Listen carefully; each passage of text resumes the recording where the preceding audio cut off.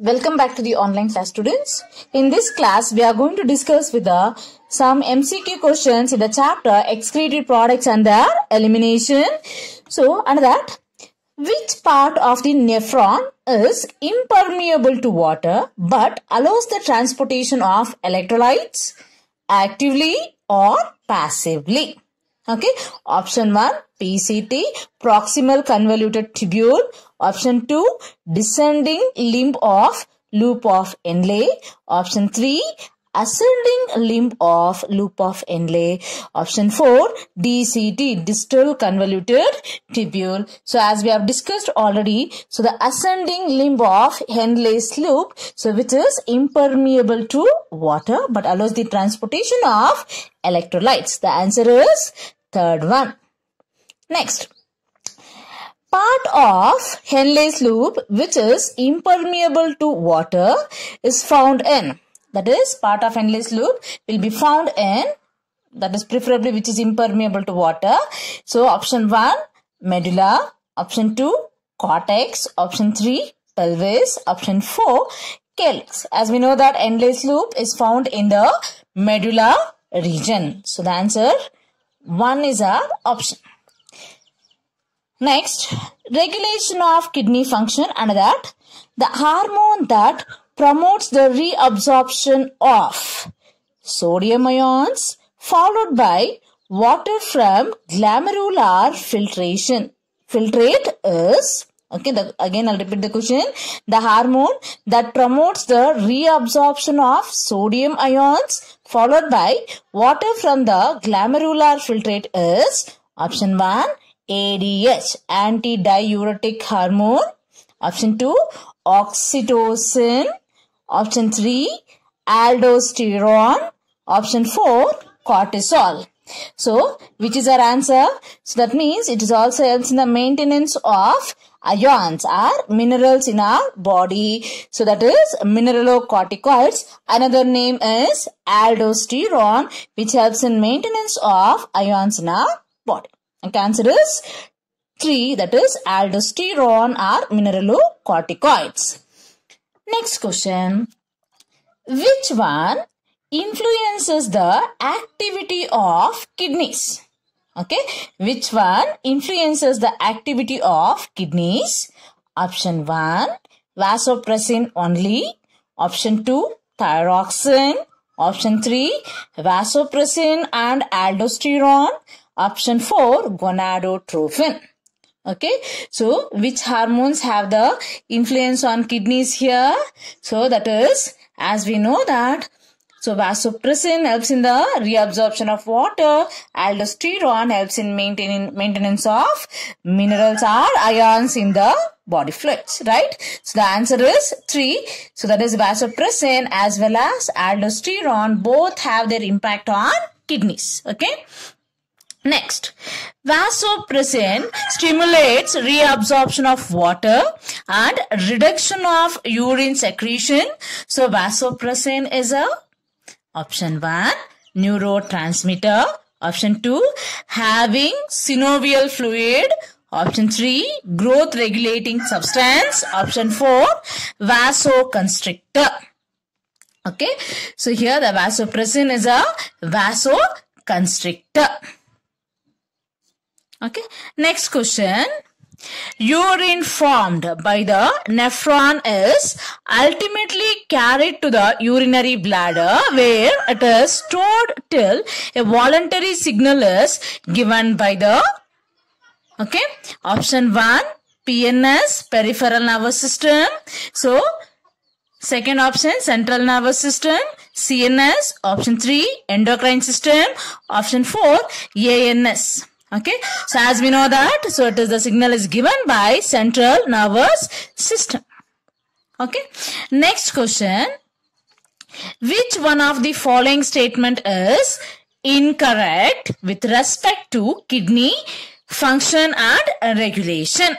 Okay, first option, when someone drinks lot of water, ADH release is suppressed, okay, because ADH is, the function is to reabsorb the water which is required by the body. When someone is drinking sufficient amount of water, definitely the ADH release will be suppressed. That is correct. Okay, we are supposed to identify the incorrect statement here. Second statement, during summer,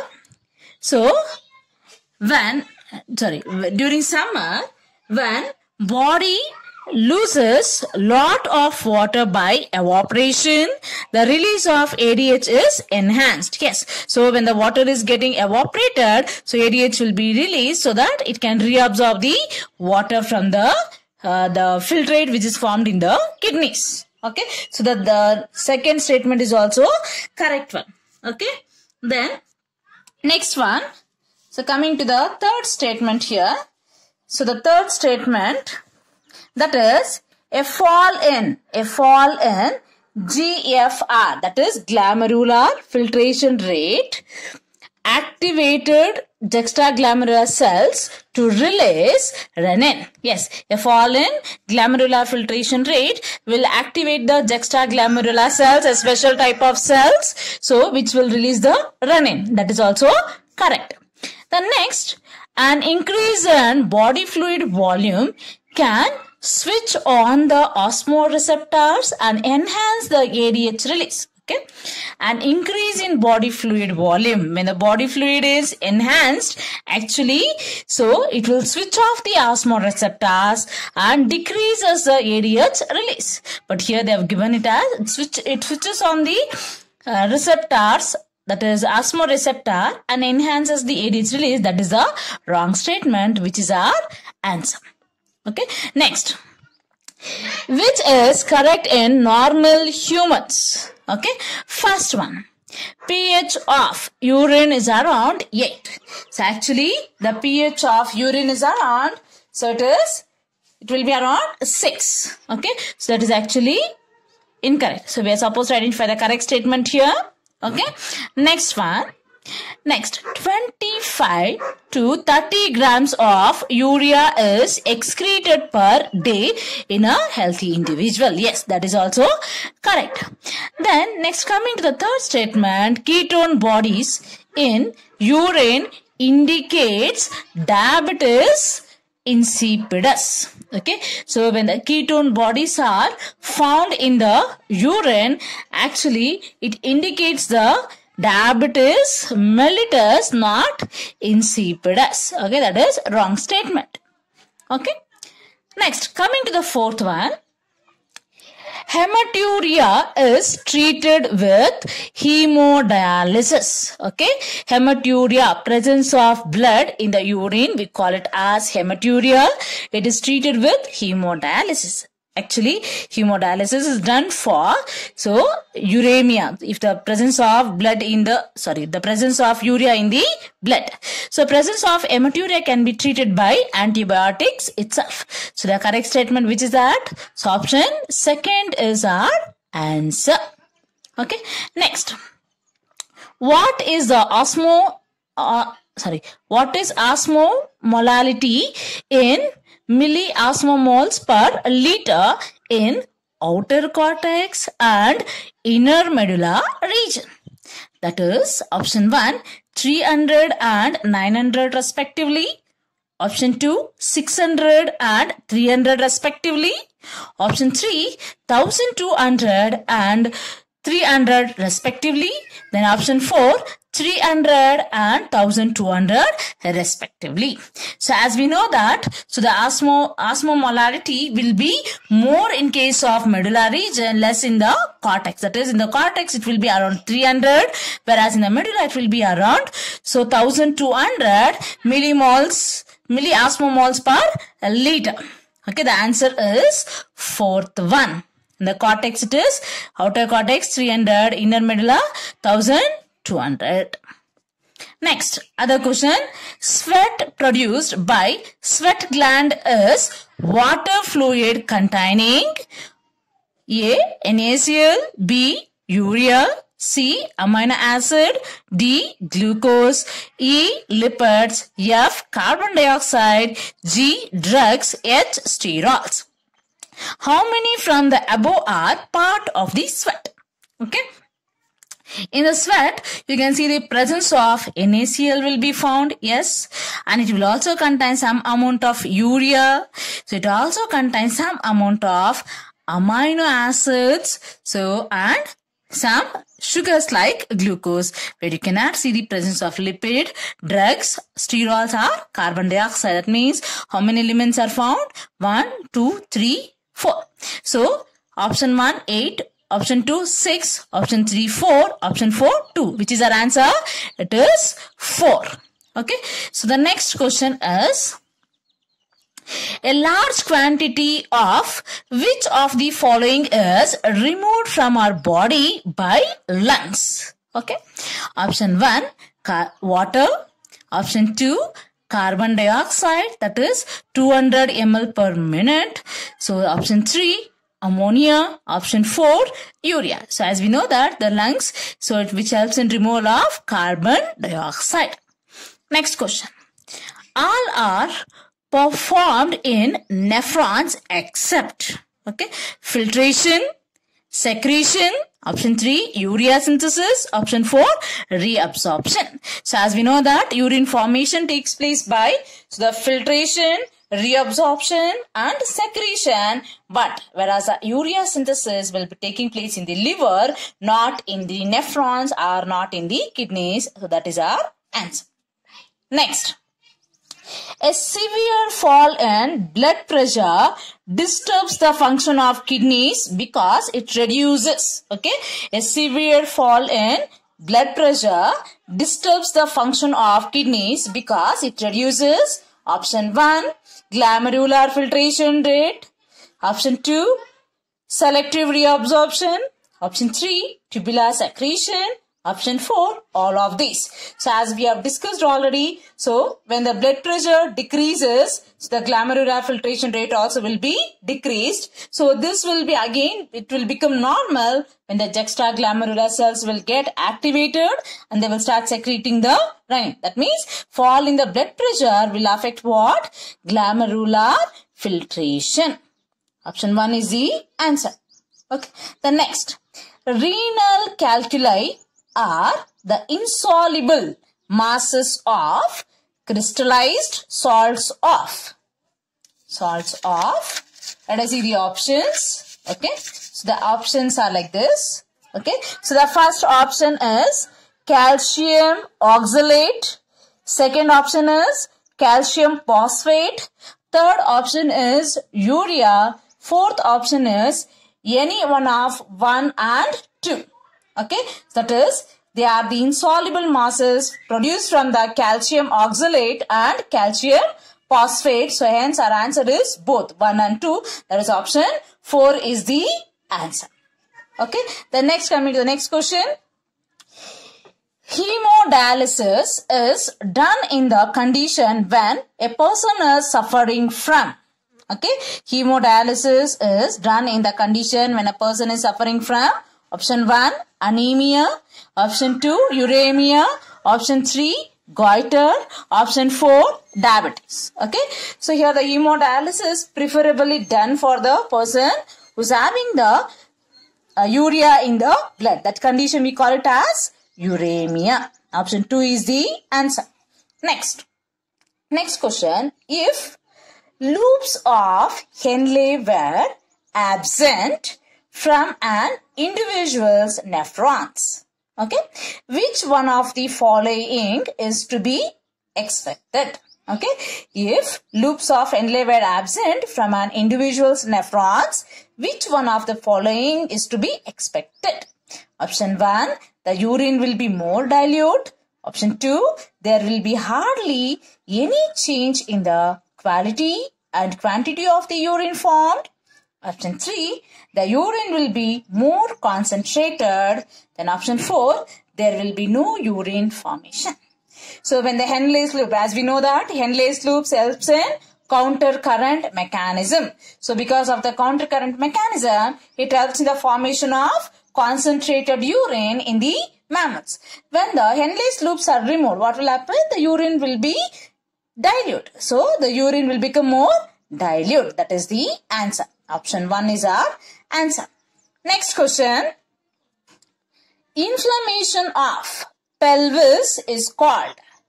Option 1, pyelonephritis.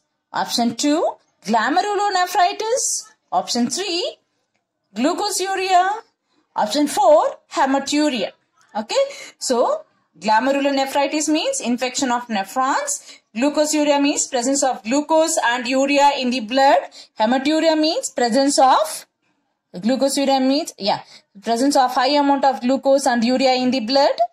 Hematuria means presence of blood in the urine. Okay, so whereas pyelonephritis means the inflammation of pelvis is called as pyelonephritis. Option 1. Then, the level of blood sugar rises to a very great extent. The excess of glucose from the blood is removed along with the urine. So this disease is called. Okay, the level of blood sugar rises to a very great extent. The excess of glucose from the blood is removed along with the urine. So this disease is called. Option 1, glycosuria. Option 2, uremia. Option 3, so pyelonephritis. Option 4, nephritis. Okay, so whereas glycosuria means, so that is high amount of glucose will be present. Uremia means, so urea will be present in the blood. So pyelonephritis means inflammation of pelvis. Nephritis means, so preferably, so the glomerulus will be affected. Okay, so here the question is regarding excess of glucose is removed from the blood along with the urine. So that is glycosuria. Okay. Next, coming to the last question of today's class, that is, following are the steps of dialysis. Okay, so first statement, blood is passed into a vein. Option 2, blood is mixed with heparin. Third statement, blood is mixed with antiheparin. So fourth statement, blood is drained from the convenient artery. Fifth statement, blood is passed through a coiled and porous cellophane tube bathing in dialysis fluid. Option 6, removal of nitrogenous waste from the blood. Okay, so we have to arrange it in a correct order. Okay, so the correct sequence of steps is, okay, first option 6, 2, 3, 4, 5, 4, 6. Second option 1, 2, 3, 4, 5, 6. Third option 4, 3, 5, 6, 2, 1. Fourth option 4, 2, 5, 6, 3, 1.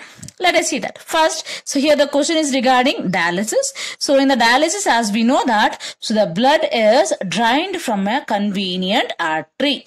That is the first step. Okay. Then what is the second step? So after that, the blood will be mixed with the what?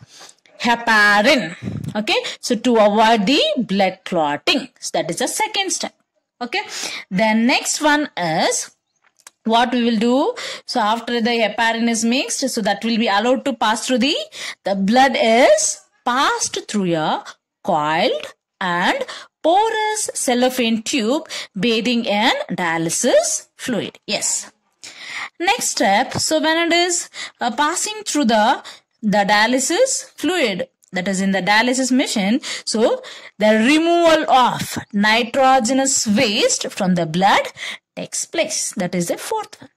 The next step is, after that, the nitrogenous waste are removed. Now what we should do? So the next step is, blood is mixed with antiheparin. Okay.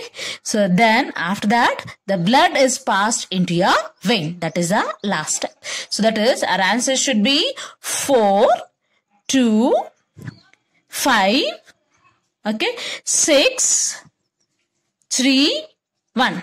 So which is the option? I think so option 4 is the correct one. Okay. So that is regarding today's class. Thank you, students.